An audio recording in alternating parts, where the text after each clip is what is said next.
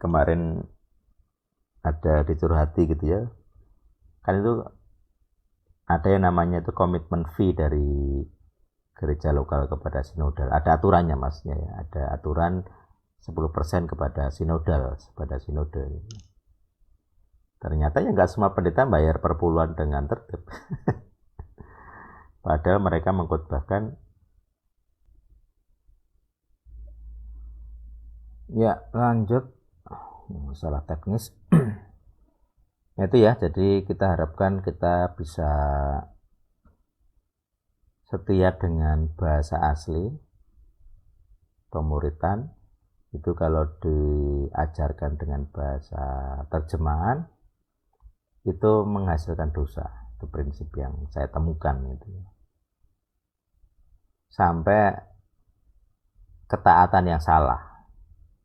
Jadi orang menaati aturan lalu lintas lebih tinggi daripada ketaatan kepada 10 hukum. Dia bisa hormat kepada aturan helm yang simpel dan sepele menjadi lebih tinggi daripada 10 hukum. Kita punya Tuhan yang definitif. Tuhannya salah aja dia santai. Padahal saat teduh 365 kali setahun. Itu contoh, itu sisi gelap pemuritan. Jadi kesalahan doktrin karena bukan bahasa asli itu menuntun kepada sisi-sisi gelap pemuritan. Dia mengajarkan pemuritan tapi menyembah berhala dan bangga menyembah berhala, kok bangga gitu. Dia tidak punya sama sekali kesadaran itu salah, itu tidak ada, nol. Padahal karunia membedakan roh itu ada, tapi nggak ngalami.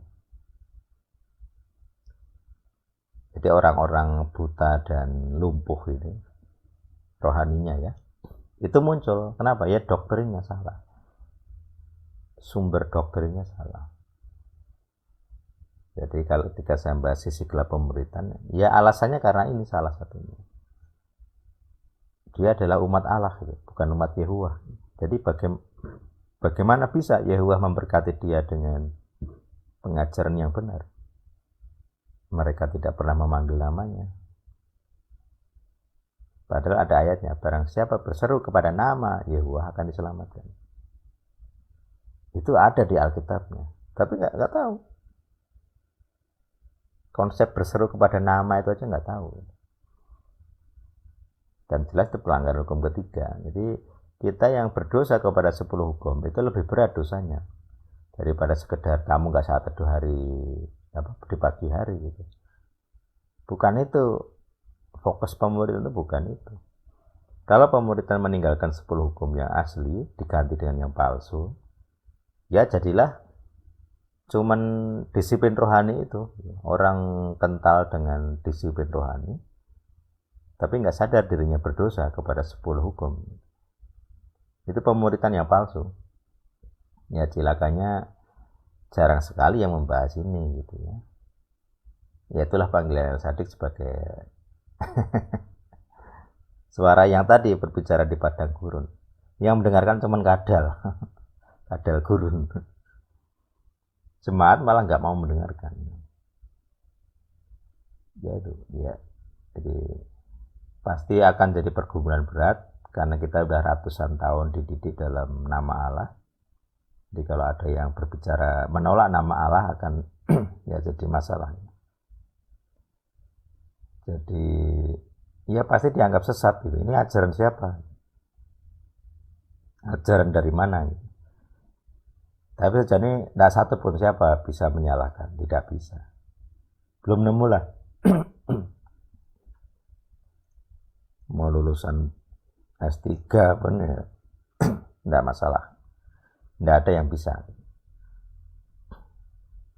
Artinya mereka tidak diberi hikmat untuk membela diri. Kenapa roh Allah tidak memberi hikmat? Harusnya mereka lebih pintar dong bisa menyalahkan saya, menyalahkan Elsadik. Kalau mereka kepenuhan roh Allah katanya kan begitu. Kemana Allah Roh Kudusnya? Kau nggak memberi hikmat? Coba jawab materi Elsadik malam ini. Kalau bisa berarti dia kepenuhan hikmat ilahi ya. Nanti saya mengaku dosa. Oh ya, kamulah umat yang benar. Allah memang Tuhan. Kalau bisa baru saya bisa pengakuan saya berdosa gitu ya. Tapi kalau tidak bisa ya saya tidak akan mengaku salah. Inilah ajaran yang benar yang harus kita sebarluaskan.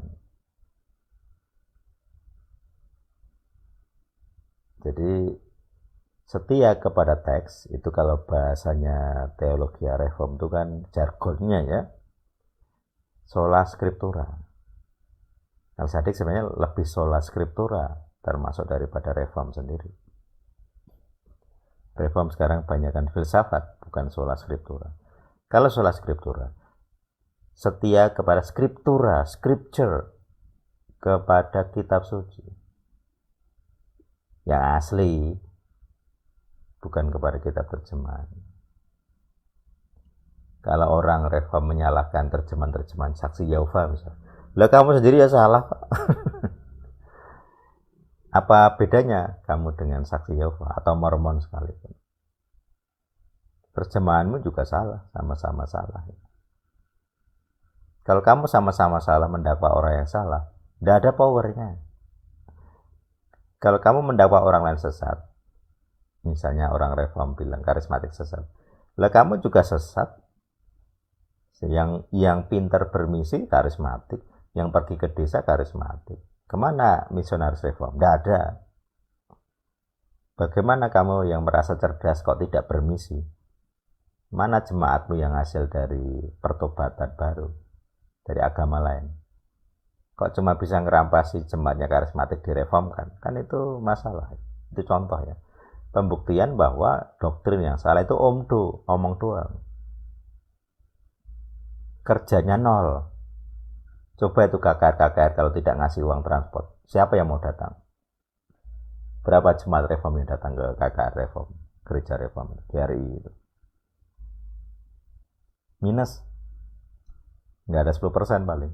90% itu jemaat karismatik, pendeta karismatik. Ini contoh ajaran yang tidak punya kuasa. Kalau ajaran reform berkuasa, jemaatnya harusnya banyak, sanggup mempertobatkan. Kalau kamu nggak sanggup kan omdo. Filsafatmu kemana? Kuasa dari filsafatmu kan tidak ada. Cuman sok pinter aja. Makanya di Melkisedek kita pembuktiannya kuasa. Jadi ketika ada orang berdosa mati, wow, saya merasa wow. Ya itu seharusnya gereja itu seperti itu. Orang berdosa tidak bisa sembunyi. Kalau nggak mau ngaku dosa ya kena petaka. Itu rumus, itu sudah di sejak PL begitu. Israel berdosa kena petaka.